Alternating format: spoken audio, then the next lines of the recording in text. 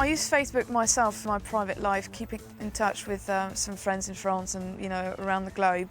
But I don't know how you could use it with a class. Marie Guillaumarc is a French teacher at Cavendish School in East Sussex. She's been teaching for 5 years.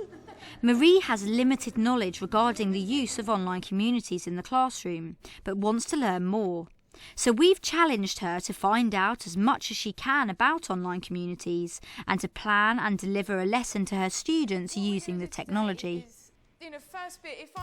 Following her progress through the challenge, you'll discover, among other things, about social networking between schools, the benefit of a school wiki, what an avatar is and how it can help with learning, and how to protect your pupils' privacy online. If you want to give it a go yourself, there's a range of useful support materials on the page for this programme on the Teachers TV website, including short how-to videos and case studies from other key stages and subjects. We're taking Marie to Whitehouse Common Primary School in Birmingham to meet a teacher who's a great believer in using online communities in class. I'm really excited about meeting with Lisa because I think it's always brilliant to see teachers actually doing something new that you have never done yourself. Hello, you must be Marie. Yes, Hi, I'm Lisa. Nice to see you. Lisa is a dedicated primary Spanish teacher and sees different classes throughout the day. In her first lesson, she's going to introduce Marie to Twitter. Although her pupils aren't yet old enough to use Twitter, Lisa can display her own Twitter page in class to work with. Twitter is a way of social networking where people comment in short sentences, called tweets, about what they're doing. You can write your own or follow tweets from family, friends and celebrities, online or via your mobile phone. To get the lesson started, Lisa has put out a tweet asking her friends what their favourite animals are. Right, all these people have answered my question, can you see? So we've got Krisha says, my favourite animal is an eagle. Kenny says, the dog. My favourite animals are chickens. This lady lives in Turkey. And she's answered our question. Can you see what she's written? She says, mi animal preferido es un gato. Can anyone guess what they think that might mean? In the Year 3 lesson, we used Twitter as a way of kind of starting the lesson and drawing the kids into the topic. Yep. Taking it beyond what their favourite animals might be and perhaps bringing in the outside world into it. And it was really useful, I think, because some people tweeted in Spanish. So rather than teaching the children some words, I could just point to the board and say, what do you think that is? Lisa is now off to visit her Year 4 class, who are working on an e-languages project. It's an interesting example of making the most of online communities. The e-languages website is one place that encourages e-twinning, where projects are set up and responded to by an online community of schools around the world. Lisa has found a teacher in Argentina who has set up a project asking teachers and pupils what their school is like. In pairs, I'd like you to do me a PowerPoint slide or a Word document about your school.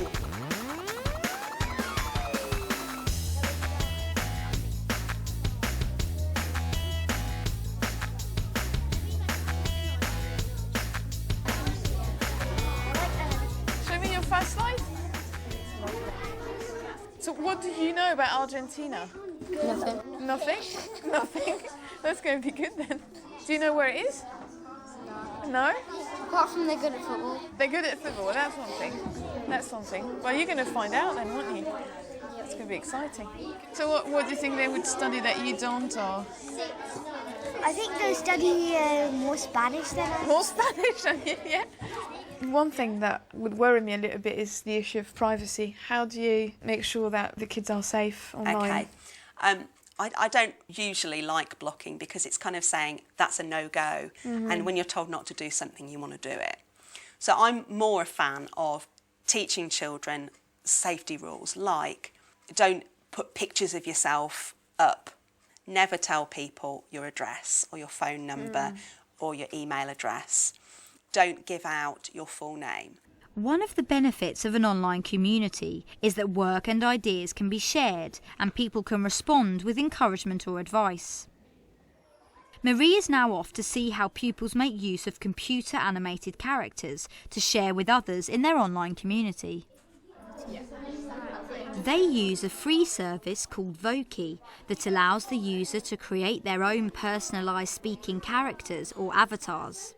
Today, pupils are recording Spanish tongue twisters that their avatars will speak. Calaron, calamera, calaron, calamera, calaron, calamera.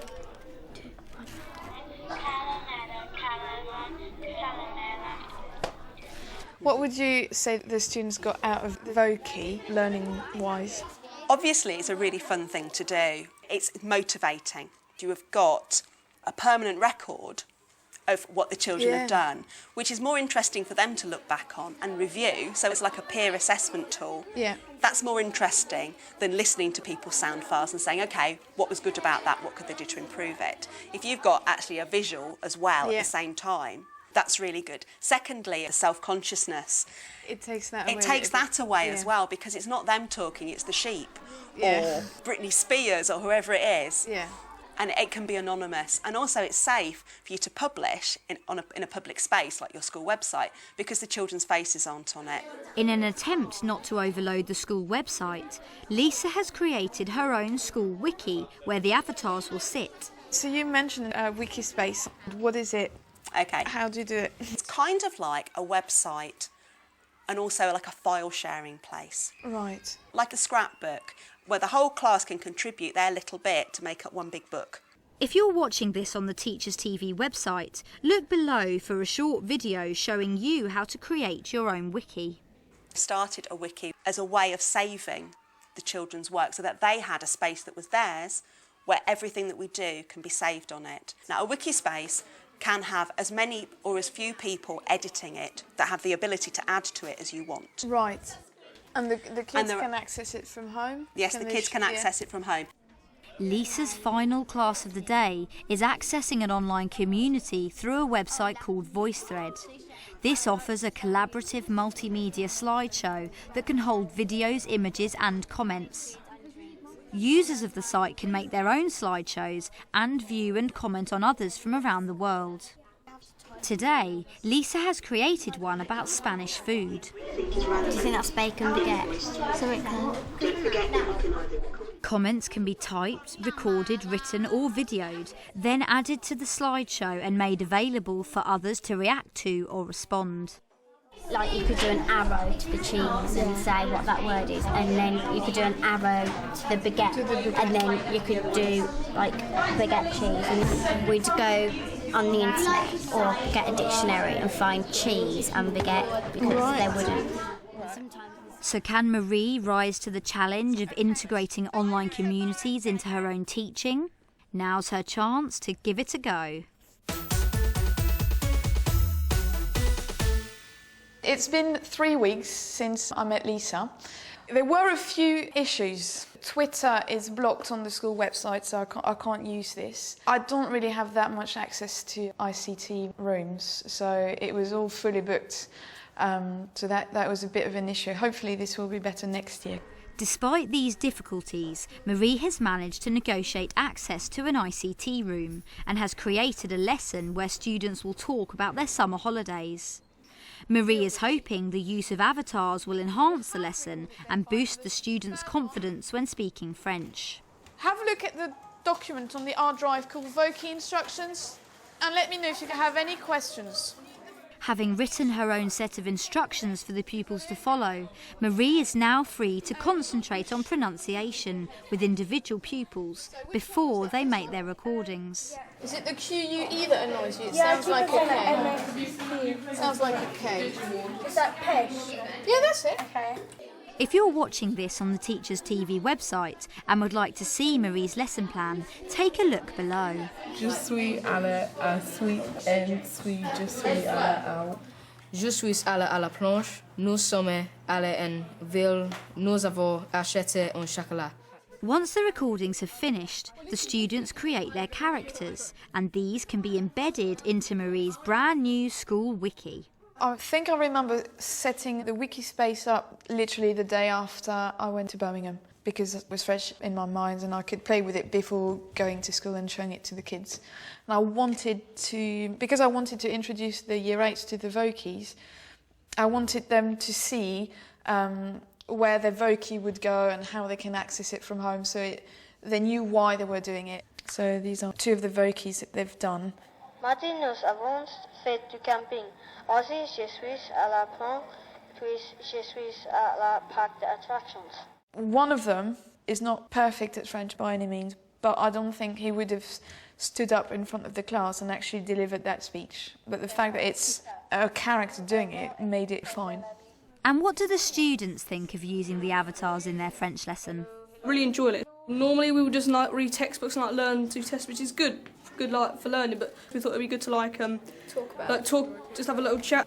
Because we still read it, but it's more fun and we get more enthusiastic by doing this instead of in the textbooks. It's practical, get to learn.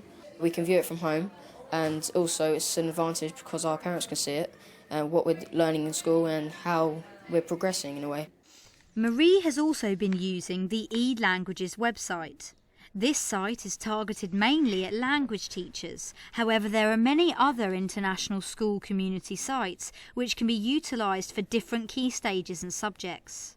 So one of the projects I've got that I've created on the languages is Singing in the Foreign Language project. So students in France send us a song, they sort of challenge us to sing it.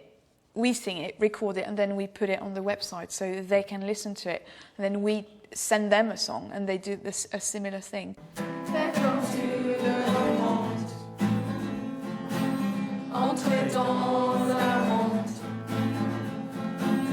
The song that we just recorded is being put on a website, and other people around the world who speak French can go on the website, look at it, and give us feedback. And then they can try and have a go at doing their own song. We were asking and checking how to pronounce words because some of them are quite difficult, but we get help, so it's all good.